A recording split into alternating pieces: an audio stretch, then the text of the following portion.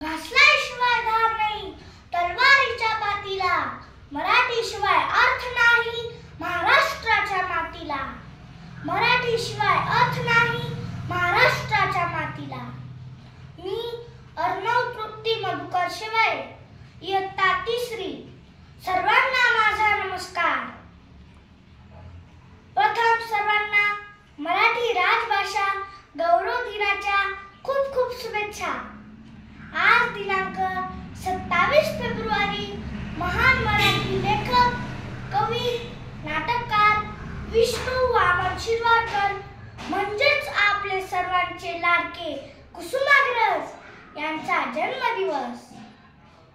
हा जन्मदिवस आपण मराठी राजभाषा गौरव दिवस म्हणून साजरा करीत असतो. मित्रांनो, मराठी भाषेचा इतिहास फार जुना आहे.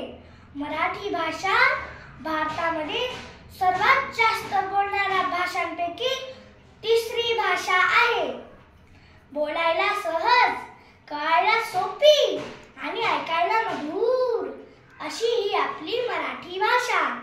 मराठी ही फक्त आपली भाषा नसून आपली संस्कृती आणि अस्मिता आहे.